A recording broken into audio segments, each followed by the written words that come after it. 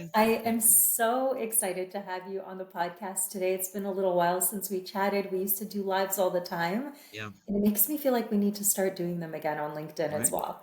Yeah. So I'm excited to have you on because it's been a couple years since I have recruited myself. It's actually been like 3 years. Yeah. But you are doing this every single day since Yeah. you own a staffing agency. Yeah.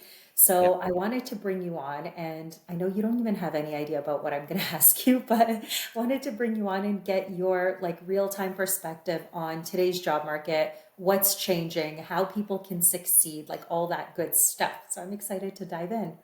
Well, listen, thanks, Irina. Yeah, it's been a while since we chatted, so thanks for reconnecting. I always enjoy speaking with you. But yeah, I mean, the labor market right now, obviously, with what's going on in the US and Canada and the trade war and the tariffs, and the higher interest rates, I think as a result have caused companies maybe to slow down hiring or maybe pause in some cases. So the labor market right now, there are jobs available right now. I don't want to say that it's completely the window has shut down, but the jobs are limited right now. And because jobs are limited right now, as a result, we're seeing a lot of layoffs, a lot of downsizing, and we're seeing a lot of people looking for work now, right? So when I place a job ad, I'm getting I'm getting 2 to 3, 400 resumes per job posting, right? Absolutely. Which That makes it makes it even more competitive now more than ever. Yes, I feel like so you and I have been on and off, hosting labor market update sessions. Yeah, And I feel like for the last 2.5 years, it has been a fairly consistent theme, right? yeah, Like it has been more challenging than ever. Literally, we've been saying that for 2.5 years. yeah, The labor market is tougher, and that is absolutely true than it was, COVID time, like 5 years yeah, ago, 3 years ago, even. yeah, And you're right, there's different reasons why we say that each time we connect, but I yeah, feel like the common theme over the last 2 years is that this is just the nature of the new labor market. yeah, And hopefully that changes again. I don't think it'll yeah. ever go back to the way it was like in 2021 or 2022, Yeah. but it is sort of the new normal. I'd love to hear your thoughts on that. Listen, I was talking to a friend about this a couple days ago. The labor market is like it's like a roller coaster. You're gonna see it peaks and valleys, ups and downs, and all these twists and turns, right? Like 2021, like during the pandemic years, those were we've never seen anything like that Yeah. before. So we were all new to it. We didn't know how to navigate that. But the demand for labor during the pandemic skyrocketed, right? Yes. And then so obviously it's come down since then, but if you look at generally the labor market, it's just it's always up and down. It's always up and down. But I can tell you this, companies are always on the hunt for top talent, and if you have Yes. something special to offer, you shouldn't be out of work, That's right. Like right? I used to say when it was those 2021 days, if you have a heartbeat, you can get hired. Like they were Yes. literally like, listen, if you're a breathing Yeah. human being, let's bring you in and here's an offer. Yeah. And a lot of people were like doubling their salary or getting 40%, like Yeah. unprecedented Yeah. increases, right? Of course, we're not seeing that. And I agree. Even throughout the last 2 years, although it's been fairly consistently an employer's market, Yeah. not a job seekers market. The thing that kind of goes up and down are, these peak hiring times that we're about to get into, like September peak hiring. Yeah. And I feel like January is typically a time where things pick up again as well. Yeah. Yeah. So that's something to look forward to. Listen, we jumped right in, but can Yeah. you tell our listeners who you are Yeah. and give us a little background on what you do? Awesome. Okay. Well, I'm going to share something with you. My name is Pino, but that's not my given birth name. Okay. Did you know that? So my given birth name is Giuseppe. I'm Italian, I but I love go by that. Pino, so it's Giuseppino. Um, I've been in the staffing world for it seems like forever. It's been 20 years now, mostly on the agency side, mostly focusing on the placement of HR professionals. 11 years ago, I took a leap of faith and started the staffing alternative, where again, just focusing on the placement of temporary and permanent executive placement of HR professionals, and that's what I do. That's who I am and I what I do. love that. Yeah, 11 years of running your own agency. yeah. Incredible. I mean, you must have seen it all. Like I, when we talk about yeah, I've seen a changes. lot. I've seen a lot, and I think there's more to experience and more to learn. But yeah, I've seen quite a lot in those number of years. But being Love that. self-employed is never easy. So you really got to put the time in and really work at it. But I generally love what I do. And someone asked me, "Oh, you know, you must make a ton of money." Listen, money's not my driver anymore. It really isn't. I mean, you know, I obviously have bills to pay, and who doesn't want to make money? But it's not my driver. I enjoy making that connection. I enjoy working with clients. I enjoy meeting people. The friendships I've built along the way, for me, has been probably the reason why I keep doing it. I made great friends along the way, and people that I call dear friends now because of it. So You know, I actually know that for a fact about you. So yeah, many people come to me because we run in the same circles, of yeah, course. So many people come to me and they yeah, say how incredible it is when they connect with you yeah, and how you actually care, how you actually pick up the phone, how you actually respond to everyone that messages you personally, even yeah, though, like you said, you are running a business. It's never yeah, easy. You have a lot of yeah, clients and there's yeah, a lot going on. yeah, But I could tell you genuinely love it from yeah. people that would never say that unless it was Yeah. absolutely true, right? So good for you. You're absolutely Okay, I'll doing tell you where something that right. stems from really quickly. I'll tell you where that stems Yeah, from. please. So years ago, prior to me getting into this, I found I was in a situation where I was looking for work, and I remember I'd call these staffing firms, and no one would ever call me back, and I got so frustrated with them, right? And I said, if I ever was on that side of the fence, if someone was looking for work, I would even take 30 seconds to make that call because that 30 seconds does make a difference in someone's life. Even hearing them out, even answering a quick question for them, those little details does make a difference, and that I think is what sets me apart from other staffing It firms, and absolutely that's what's does. kept me going. I think that's what's kept me going, and a lot of the candidates, because I've had positive experiences with them, they become clients of mine, right? So Yes. and and again, I it's just that passion that fuels and drives me, I and just love I love that. what I do, right? So Actually, there's something you don't know that I want to tell you sure, about someone that you recently connected with, Kayla. I yep, actually recently had her on the podcast as a guest as well, yep, because I know you were working to help her find a job, and so was yep, I. So we yep, had her in common. But what you don't know was I know you recorded a YouTube video with her, right? yeah, You had her on your yeah, YouTube channel. yeah, And she had actually joined my program, like I think the same day or maybe 24 hours before. So I yeah, had actually never spoken to her. We've never met one on one at that point. Like she literally yeah, just joined. yep, And I was eating dinner with my family. It was like 6 p.m. yep, You aired your YouTube episode with Kayla. yep, My family was done eating. I was like the late one. So I'm just sitting there with my salad and I'm scrolling. And then I see this episode and I keep watching. I'm like, how interesting. Keep in mind, I still don't know Kayla. yep, As soon as I heard her speak, yeah, I'm like, yeah, wow, she's got incredible communication skills. yeah, And I know she's like early in her career, but something really stood out to me about yeah, her. And yep, because of that YouTube channel, I literally, like, because of your channel, yeah, I don't typically do this for all clients. I mean, there isn't yeah, always like a fit. I yep, instantly referred her to a role that I knew was open. yep. She ended up instantly getting an interview, and that was one of the two offers she ended up getting in Wow. 30 days. Wow. So let's talk about that because I know you're very passionate about posting content, video Yeah. content, and even encouraging job seekers, even though it Yeah. might feel unnatural, there might be a little bit nervous to do it. I've heard you give advice about putting yourself in an uncomfortable seat, Yeah. posting, getting yourself Yeah. out there, and that's a common Yeah. piece of advice you've given. Yeah. Can you tell me? I know it has also impacted the way you've placed people in roles. Okay, so really quickly, I believe growth happens when we're uncomfortable. Okay? Quick story. You know, when they mine diamonds, they take the diamond out of the earth, and during that process, they put it under extreme heat, right? Under that pressure. That's when the diamond takes its shape, right? When you're lifting weights, right? If you don't lift really heavy weights, that muscle is not going to grow. So those principles apply to the simplest things like looking for work. You have to think outside the box. You have to get, I encourage people, get in front of the camera, do these sort of things because that story you just shared with me with Kayla is just one example of thinking outside the box, doing something different. That's when the growth happens. Okay. And you want to be in a sea full of applicants. You desperately want to get seen and heard. right? So this is why I encourage people, get in front of the camera. Forget about, being shy or what you look like. Forget that. Put that aside for a second. Check your ego at the door. Get in front of the camera because doing these things like what Kayla did with the YouTube channel is just another way to stand up from the crowd and let people see and hear you and see and showcase your personality, I love right? that. And it got her an offer. That Right? was one of the options she had in front of her. Literally, I would Yep. have never known that Okay. about her at that So point.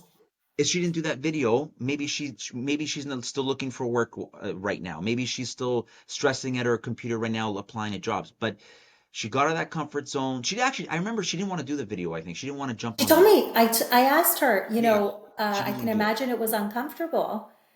And she said the same thing, that she pushed herself. And actually, Yep, later yep, in the community that I host, the HR Star community, there was someone else who posted, and she said, yep, her name is Vicky, and she's like, I got invited to a podcast.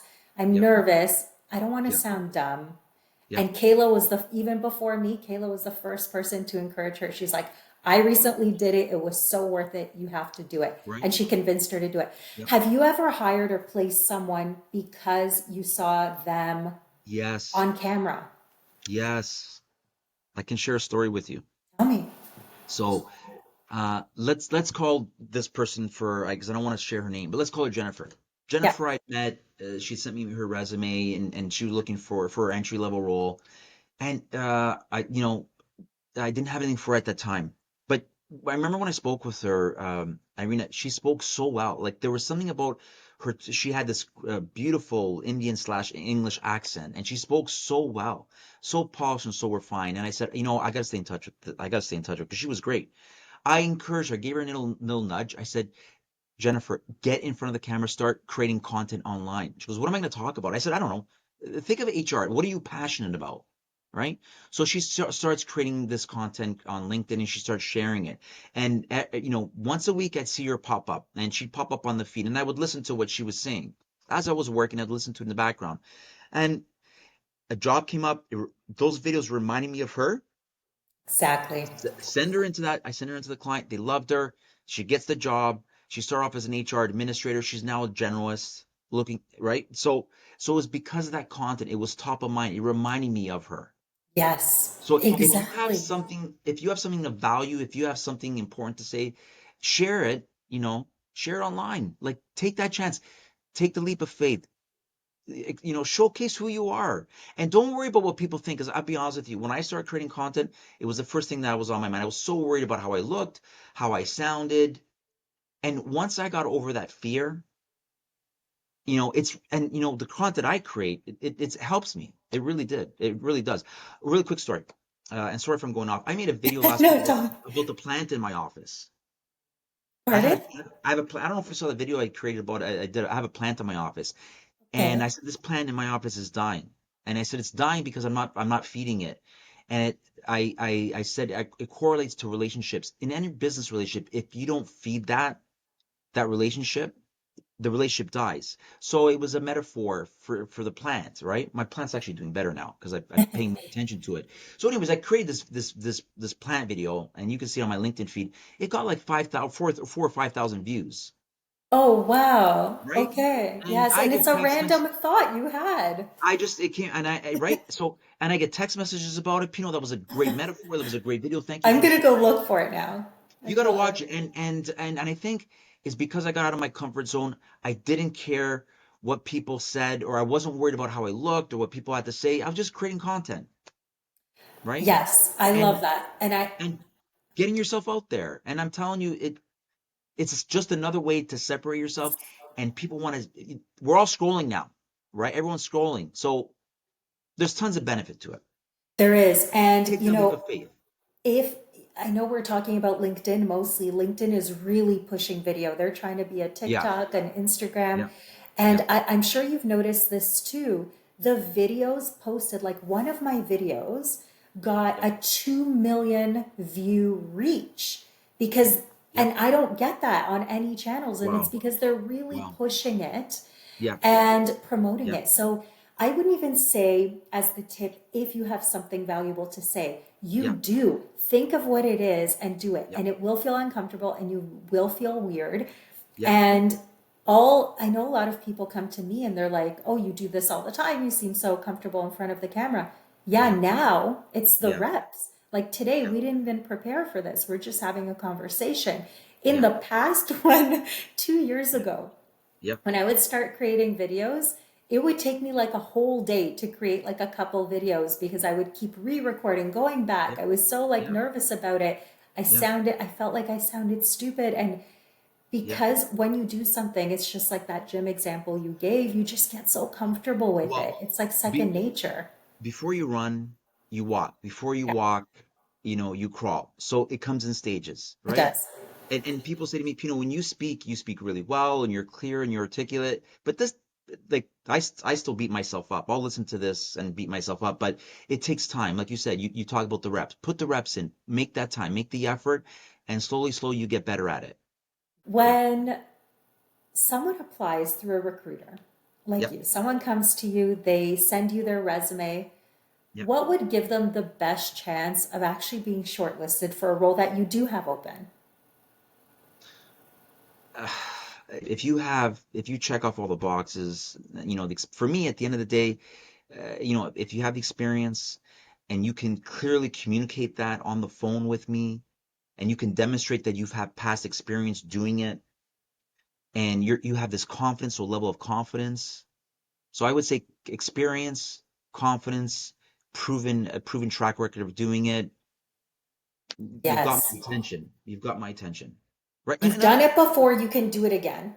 Yes, another thing that I want to speak about, and we don't talk about this enough as well too. I mean, you have to have a great, and you have to have a great personality. Like we work with people, so if you got a great personality, so again, if you add the experience, you communicate well, and then you add a great personality on top of that, I mean, it's a recipe for getting a job. Yes, yes, yes, Yeah, yes. And I talk a lot about the pitch in my world, right? I write my yeah, clients' pitches, and what you just said touches on all those things. So it's like a tip for any job seeker listening that's going to reach out to you or another agency to get placed. Think about how can you prove that you have done it before and you can do it again. So that yeah, track record of success is so important yep, and you can communicate that effectively. And to do that, you don't actually need to be the best communicator, but you do need to practice. You do need to know what you're going to yeah, say. You need to be prepared for that moment so that in the first yeah, minute, they capture your attention so that you yeah, want to keep talking, right? And then, yeah, of course, they need the right experience because, of course, you're going to pick someone who yeah, has the most experience to present to yeah, your clients. yeah, Okay, I love that. Super, yeah, super simple. What's a common misconception yeah. that job seekers have about recruiters in general? A couple things. So first of all, one common misconception I hear, and I was just speaking to a candidate today, and he said to me, Pino, you know what? I applied to all these staffing firms. I never hear back from them. So that is a common misconception, and the reason for that, and I can share this with your audience, is that these agencies are getting flooded with so many agencies, and they're working on multiple recs, so their desk is full. Uh, so I would say a good majority of recruiters won't get back to you just because, again, they just don't have the time. But that's not all for recruiters. I mean, when you work with me, you'll hear back from me, right? There's a lot of recruiters that do make that time, close that loop, do share that feedback, good or bad, or will reach back to you, right? So the misconception is that I never hear back from recruiters. That's not always the case. Most actually will reach back to you. Okay, You will, I know you will, but I I will. do I get hear back that to a them. lot. I do. People are Yeah, like, I reached out and I just say, listen, you did your part. You did what you can control. You can yeah, follow up. You can yeah, try to nurture that relationship. But at the yeah, end of the day, if, maybe the agency or the recruiter doesn't have an open role, it's yeah, not their priority to your point. What if they have 60 other roles and they're swamped? But I yeah, love that. I yeah, love that you actually do that. So I'd love to dig into, you talked about experience being a top factor of why you would shortlist someone for a role. I think that makes a lot of sense. yeah. But have you ever had like, give me a big mistake that people make, even though they are qualified. So technically on paper, they look great. You're like, okay, this looks like a perfect fit. But what's a Yeah. mistake people make where you're like, no, this is a little bit of a red flag or I can't. I wouldn't recommend this person or I wouldn't refer this person. What do you see in your on your side? So I'm just gonna be transparent with you, Irina. I don't like when I see resumes, like job hoppers, people going from, every year they're going to a different job or a different job, or like that. That's for me that it's a little bit of a red flag. Tell me why. It doesn't show consistency. I mean, typically the past will tell you your future, right? So if you're going every 6 months or every year you're in a new job, for me, red flag. And again, that'll typically tell me you've got a track record of doing that, so you're more likely to do it again. And then does that worry you that you place them and then 6 months later they're out the door again? It's a retention Yeah. risk? Yeah. Yes. Yeah. Like Yeah. there's a client that I'm working with right now in Mississauga. They're looking for a senior HR business partner, and she says, Pino, I want to I want to see longevity on the resume. I don't want to see Yes. people every year looking for a new job. I want to see, 4 years, 5 years, 6 years. I want to see it. It creates trust, right? Yes. You know When, what's interesting though? I have seen the flip side of it too when it's a little bit longer. And like 7 years, for example, I was at Bell yeah, and I loved it there and I had growth in those 7 years and so on. But I remember being asked when I was looking for my director role, yeah, oh, you've been stagnant, essentially. Like I heard yeah. that, and I know some of my clients hear that as well. What are your thoughts on someone who's only been with one organization for like a Okay. decade? Yes. Okay. So yes, in that situation, there are some clients that I do work with will that see that as a negative as well too, because they've only held one role and then they've never really grown, right? While other clients will say, no, that's great. That's what I look for. I like the longevity. So everyone has a different take or different viewpoint on that. That's Everyone's, it. and there's no right or wrong answer. It's what that client or that person's looking at their resume, where they value that, like how they see it, That's it. That's it. right? Everyone is a human being with Yes. natural biases. Yes. So it's like I may Right. look at a resume and make an assumption that's right or wrong. You Yeah. might look at the same resume, think something totally different. And at Right. the end of the day, we're just people. But your clients will tell you, Yeah. I don't want this or I don't want that, right? Yes. And you have to There's, listen.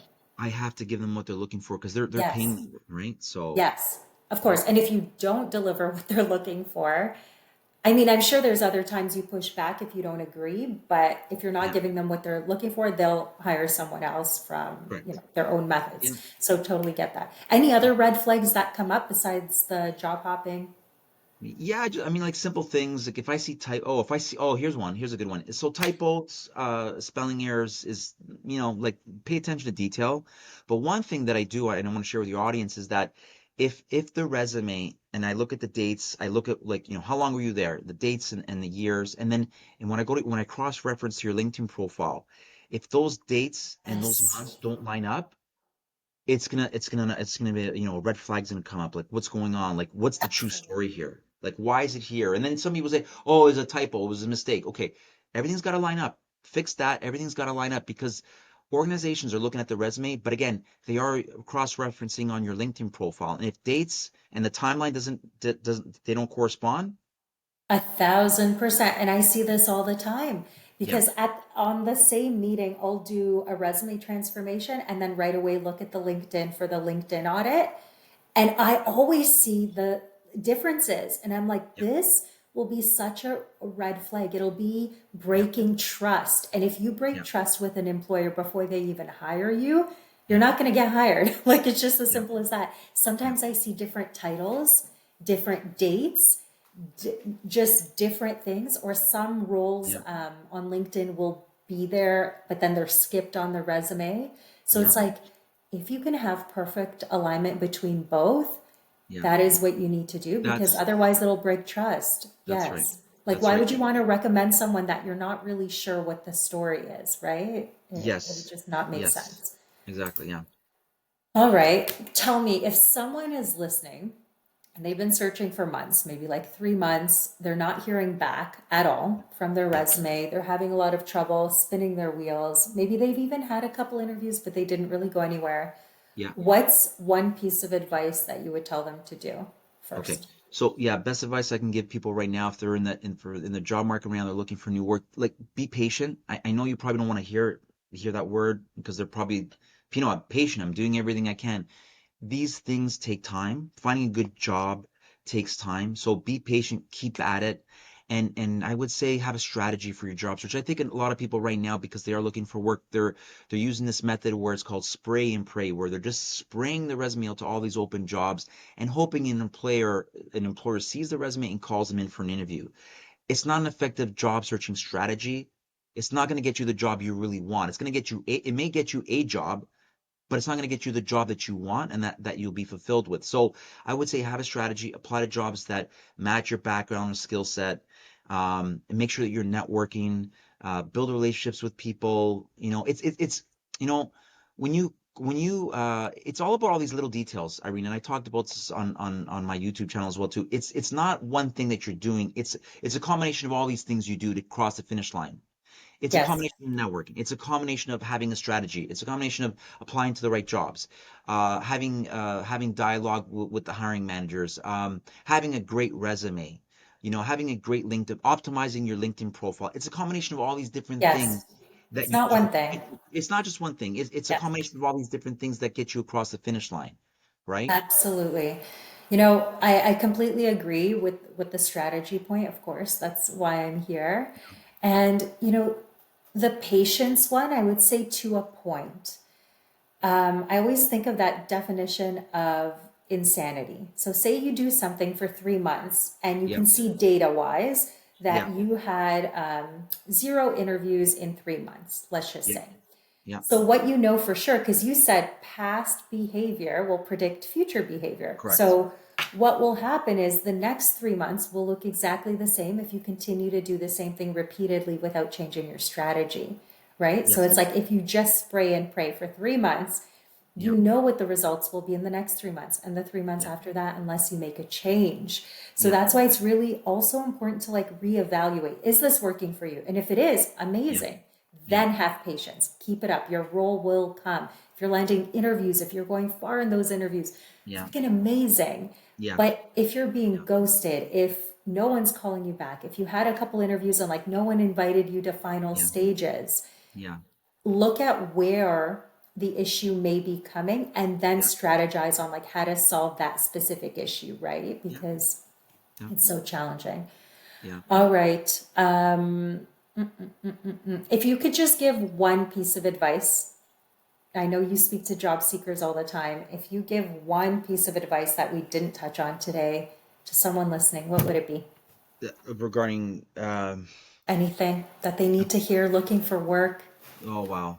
I mean, it's not, I just don't think it's what, I don't think it's one thing, Irina, but I guess for me, sitting in this chair right now, I would say just keep networking, right? It's going to come Yes. down to know what you know, it's who you know. So, build, foster, nurture relationships, because, and I do want to mention too, most jobs that are available right now are actually not online. You won't see them. It's called a hidden 70% I job market. hear. Yes. It's a hidden genre. There are jobs right now that I am working on right now that I will not post because I already have a network of people that I can turn to, right?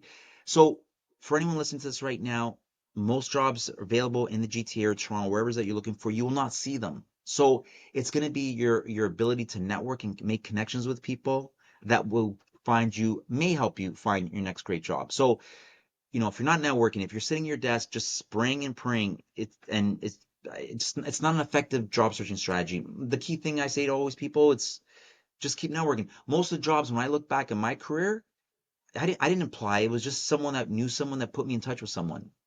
Yeah, And my then, last director role, someone reached out on LinkedIn because I had an optimized profile for the role I wanted, and they said, "Do you want to interview for yeah, this?" It was yeah, never posted. If I waited, I mean, yeah, I'd be still waiting probably, right? So right. I love I that. That's mean, very good advice. last week I posted a job ad for an HR generalist, and then someone saw it and said, "Hey, Pino, I have someone fantastic for the job. Can I send them your way?" I said, "Of course," because I don't want to go. I don't have time to go through 300 resumes. Absolutely. And But especially if someone vouched for them, it builds right, trust when we talk about building trust, right? You're like, oh, right, okay, I should yeah, meet with this person. I should speak to them. yes, yes. Speaking of networking, if people are listening and they're like, Pinot sounds great, where can people reach out to you? Where can we find you? And I'd love Yep. to have you back, but tell us where we can find you in the meanwhile. So you can connect with me on LinkedIn. Just find me on LinkedIn, Pino Odessa. Send me a LinkedIn request. We can connect that way, and then we can start chatting. Or, my office number, I don't mind sharing it with you. You can reach me 647-775-1622. Call me there at that number there. And then I do have a YouTube channel. If you want to connect with me on YouTube channel, on my channel, that's thestaffingalternative.com, where I share all things talent acquisition and recruitment. So I will link all of those in the show notes too. So if you're yeah, listening, just swipe up and you can have links to Pinot's email, his LinkedIn, and his website, YouTube channel, all of that good stuff. Okay, yeah, amazing. I know we just had 30 minutes today, and I feel like we could talk yeah. for like Oh, we could talk for 100 hours. hours, and Yeah, we have before. yeah, So I would love to have you back, but thank you so much for being here. I think there is a lot that will land with people, and reach out to Pino and let him know where it resonated with you yeah. from listening to this as well.